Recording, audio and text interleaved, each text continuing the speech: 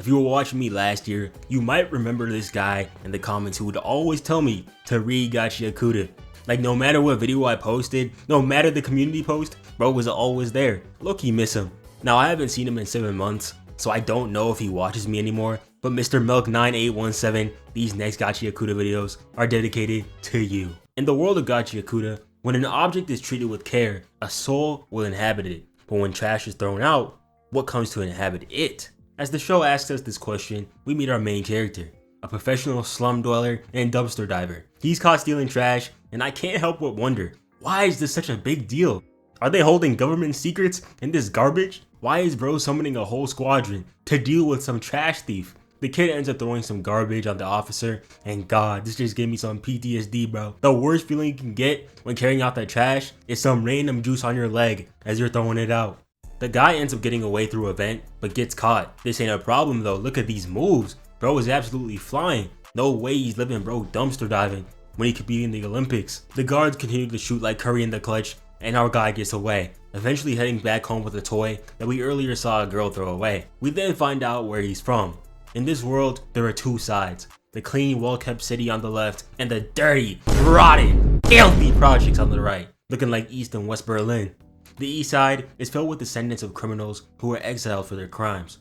Must have done some crazy stuff back in the day to get done like this. The guy who was stealing the trash is named Rudo, and he doesn't steal for fun, he does it to survive, selling his stolen goods on the side of the road for some extra cash. We also meet his little love interest. Her name is Chiwa. She's cool. When these jerks sauntered in all mean-like, making fun of Rudo, she told him to keep it pushing. And it always makes me laugh when people start making fun of other people when you're basically in the same situation. Like these fools were calling Rudo dirty, they were saying he was filthy or whatever. Like, do you see yourselves? Broke niggas calling other broke niggas broke. My brother, you are in the same boat. You live in the slums, the hood, the projects. Your clothes are falling off by the seams. I don't want to hear you talking like you're up or something. And not gonna lie, Rudo really has it on though. Broke as hell, but still fresh fitted out. Bro managed to get the nice coat with the gold plates too. We also find out that Rudo's dad was one of the original gangsters who ruined it for everyone. Or in this guy's terms. But this guy's dad went and screwed it up for all of us. Dude crashed out and went on a murder spree. So no, he's not like us. Anime dubs are getting too advanced these days, bro. They gave this nigga an empty script and just told him to say whatever. I rock with it though. Those bums end up leaving, but who needs them anyways? Rudo's got Chiwa right here, hyping him up and telling him that he's nothing like his crash out father. She even compliments his work on the doll, and he was about to use this as an opportunity to shoot his shot when Chiwa's mom came in with that block by James. Can't be caught talking to the town thug. Rudo heads home, and this is where we meet his father figure, Recto. He's hella cool. He makes fun of his little disaster class of a shot that he tried taking with Chiwa and reprimands him for dumpster diving again. The reason why Rudo does this, as I said, isn't just for fun, and it really isn't just for the money either. It's to show appreciation for Recto. He found him as a kid and took him in as his own. On top of that, Rudo's arms have been black since he was a kid. People used to look at him weird until Recto gave him those gloves. He's just trying to show his love, and I can respect that. Either way, he needs to stop raiding the trash. The more he does it, the closer he gets to an early end. And if he gets caught, he'll get sent to the pit, which means instant death. But anyway, he's got more pressing matters to focus on, like Chiwa. Recto tells him that he better shoot his shot with Midorima precision, or else some thug might snatch her up. And the next day while waiting for her, Rudo heads off to the pit, a deep dark black hole that criminals and eventually all trash are sent down. He wonders what happens after you're sent down there. Oh, and she was here too. She was also over here talking about the pit and how them being so close to the edge of the city was a punishment and meant to warn them what would happen if they stepped out of line. But more importantly, she doesn't want Rudo to step out of line and get himself thrown in as well. And when Rudo says Recto told him the same thing, Chiwa says that they're just looking out for the person that they love. And wait a minute, did she say we? Did she just say the L word already on episode 1? Rudo's face is frying me, bro. Dude is flabbergasted. Almost sold the bag as well, bro. What are these moves? Them toes are screaming. But hey, Rudo gives a little puppy doll to her, and Chiwa says that it is perfect. And bro was damn near moved to tears. Look at this nigga was so happy. He started moving like Sun God Nika. Bro was jumping for joy. Could this be the next great romance in anime? Do Okarun and Momo Ayase finally have competition? Hey Don, Gachiakuta is here. we're all good. Bro was running so fast that he accidentally ran into the police. No matter though. Recto needs to hear about what just happened. But then, when he opens the door, we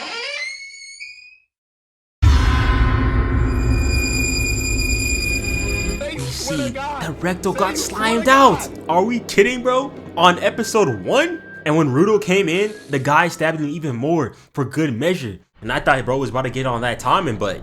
You son of a...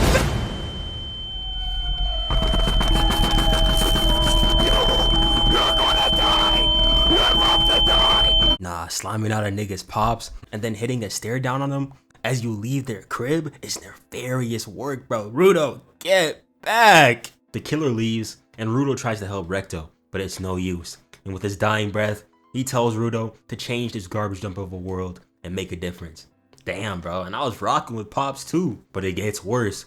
The police from earlier come in, and instead of listening to Rudo, they tase him. And you wouldn't believe it, bro. They think that he's the murderer. They didn't even try to give bro a chance, calling him tribesfolk filth. Crazy work, by the way. And then they knocked him out. We see that Rudo got taken to the pit. And apparently everyone in the city is jobless, so the crowd was quite large. But hey, we all know one person who will believe him. One person who knows he's innocent. Come on, Chiwa. Save your man. Tell them the truth. I thought you were good. But you aren't. You're just the son of a killer. Send the filth to the pit! Are we serious, bruh?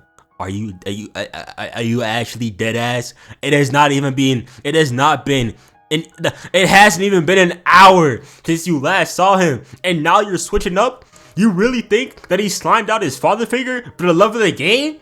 Oh, you were just saying, I'm just looking out for the person that I love. And now we're doing this? Come on, bro. You can't even trust people these days, man. They don't have any evidence or nothing. It doesn't make any sense. Imagine you get framed for your father's murder. Your own girl doesn't believe that you didn't do it. And to add insult to injustice, the real killer is watching you take the fall. Literally. But Rudo's not going out like this. He swears to get his get back.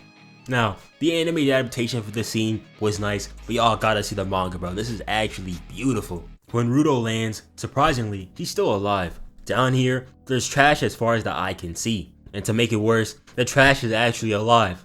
Imagine surviving a gajillion-foot fall just to be ran down by these trash demons. On top of that, the air smells like genuine booty too, so he's absolutely cooked. He was about one sniff away from joining his pops when he locked in. And when Rudo locks in, you can be sure as hell that he's about to put on a show. He wanted that get back bad. He didn't even use any powers here to smack this beast right here. That boy skinny as hell. He got strength like this. Bro was actually moving different, flying around and everything. And then he really locked in. It seems like all that talk about objects having a soul was true. Recto was not lying. Rudo grabbed a sheet of metal and started moving like Zorro. Sliced that thing in half and it was over. But yeah, like it or not, there's too many of them here right now. And when he heard that big nigga stomping towards him, he took one look and hit the dash. Can't even blame him. One stomp completely knocked him off his feet. Right into this guy. Bro wanna be Kisuke so bad he thinks he's him, but he's here to help. He even gives Rudo a gas mask. And he was trying to tell Rudo to zip it up because these trash monsters respond to sound. But Rudo just kept yapping and yapping. And then he started crashing out. But it was worth it, not gonna lie. Because we see that this guy is one of them ones. Bro pulled out an umbrella like Mary Poppins and used it to destroy the monster. Then he looked at the rest of them like, there's 4 niggas walking up and it's just me. Now it's just 3. Now it's just 2. Now it's just me. Hey, genuinely, how was someone with an umbrella moving like this, bro? Like, okay, my bad, bro. I did not know you was like that. He might be Kisuke's son. This guy is Engine. He's a cleaner, and it's his job to beat these trash thingies. He also tells us that this place is technically ground zero, while Rudo's home is called the Spear. But if Rudo really wants to know anything else about this place, he's gotta learn the hard way. So he drags him to this mean looking crew, and at first, I thought they were gonna be chill because they thought it was cool that Rudo was from the Spear. But nah, these guys are traffickers, and they were about to sell bro on the black market. It's gotta be the worst day ever, bro. Lost his pops, his girl switched up on him, sent down with all that fairy tale, and now he's on the black market. These people were acting like it was his fault that they get trash dumped on them all the time. They don't even know that he's on their side. And they was feeding him garbage too. They should have known not to test Rudo though. Dude bit 2 of this guy's fingers clean off. And I'm not even kidding, bro only left the bones just for Rudo to look him in the eyes and tell him the food was delicious. Bro, he was dead, bro. If he wanted you out of there, he'll go do it himself on feet by himself. That boy Rudo is done. Everyone is the same no matter where he goes. People making up labels for him just so they can treat him like garbage. He's tired of people telling him who he is, and he snapped. Engine, who is still here by the way, was watching this hype as hell, and me too. Time to see what our boy can do. Rip his head off! Cross his junk! Break every damn bone he's got! Damn, Unc, chill. Just like Engine, Rudo is able to give objects life, but he's special. While most people can only do that to one object, he can give life to multiple ones. Those who can do this are called givers. The different reactions to Rudo doing this are killing me, bro. Engine is all hype, and the other guy is scared for his life. The fact that all he got was some tire marks out of this is crazy. Unc was about to get taken off the map as well, but Engine had to shut that down. Can't be catching bodies on episode 2, bro. And Rudo doesn't even know what he just did, but Engine does. And he knows that Rudo is the real deal. So he makes him a deal. Oops. Join the cleaners. And no matter what Rudo says, this ain't a yes or no question. Besides, information here comes at a cost. And the fact that Rudo is a Spearite makes him a target down here, meaning that he needs to watch out. So Engine gets Rudo fixed up and takes him out to eat. And surprisingly, it ain't all bad down here. They got a whole city and everything. Already an upgrade from the slums that Rudo was living in. But I know he ain't eating that burger with those dirty ass mittens of his.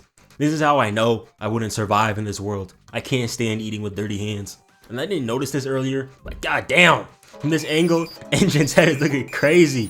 Skytop looking like the Burj Khalifa. He tough though, so he gets a pass. Now that he's here, it's about time that Rudo learns about his powers and the world around him. Trash isn't the only thing that builds in this place. Emotions, or anima, do as well. Anima can be converted into energy, and while it can be helpful, like with the givers, they can also build up into the trash heap monsters that we saw earlier. And while trash monsters can be known to attack a city now and then, they aren't a really big threat. Their cores are made of concentrated anima, and they can only be taken down with other anima, or a vital instrument, like the one that Engine used earlier, or the one that Rudo used as well. To make a vital instrument, you need to be able to draw out its power, basically giving it love and care. Man, I low-key wish we had this power system in real life. I'm loving this already. I know we're about to see some cool ass abilities later. It's a simple concept, but there aren't a lot of people like them around. Givers. But anyway, Engine gives Rudo a proposition to join him and the other trash heap destroyers called the Cleaners. Just telling from the silhouette, I know these niggas tough. And while Engine won't be able to get him back up to the spear, maybe his boss might be able to help. So he gives Rudo some time to think it over, and some money. And before you think this dude is being nice, he pawned off Rudo's clothing, took most of the money, and then gave bro the crumbs. Talking about some charity is its own reward. Yeah, alright buddy. Anyway, Rudo doesn't even have time to get mad. This random cat took his money and ran off with it. Damn, even the cats around here are thieves. Rudo ends up taking this random stick to catch it and thinks nothing of it.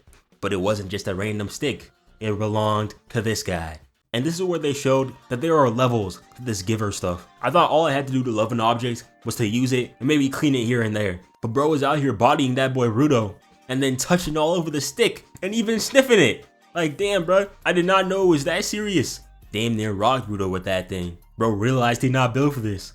This is Zonka. He's also a cleaner and he's been put in charge of training Rudo. But he's not rocking with him so far. Rudo has some bad manners. And Zonka even said that his father ain't raised him right.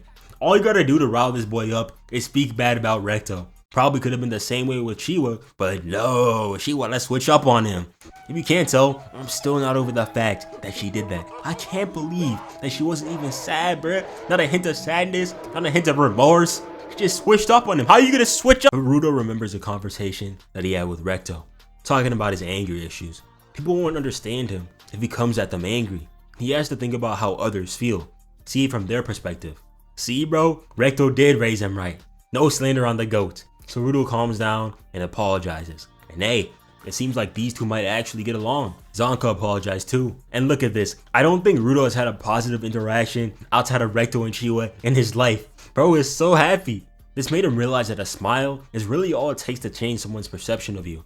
That's why Recto was telling him to smile all the time. So shit, why not try again, eh?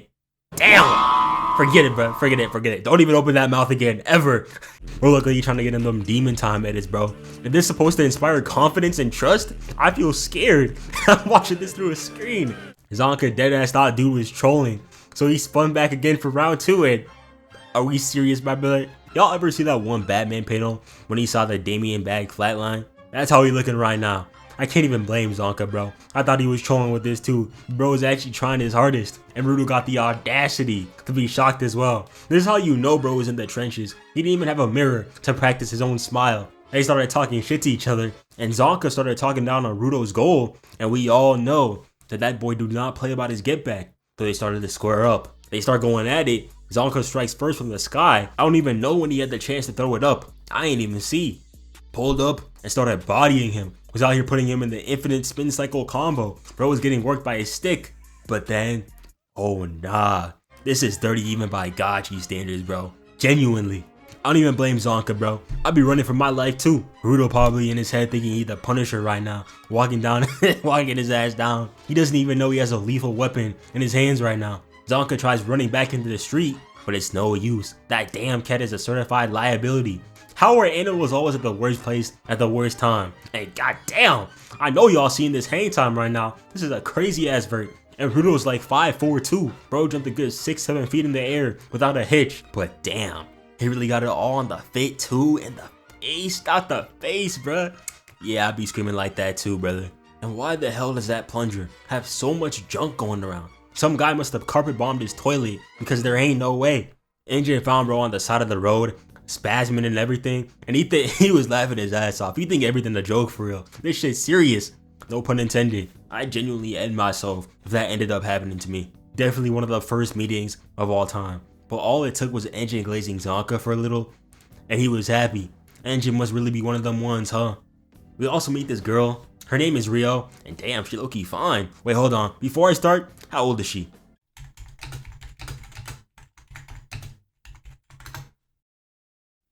I forget I ever said that. Nigga Rudo gotta stop staring at people like this, bruh. You're gonna be scaring the hoes. Actually, never mind. Bro just met her, and she already playing with his hair. Bro ain't even take that shot, and he already scored. He deserves it after everything that's happened. But anyway, it's time for these guys to head to the Cleaner HQ.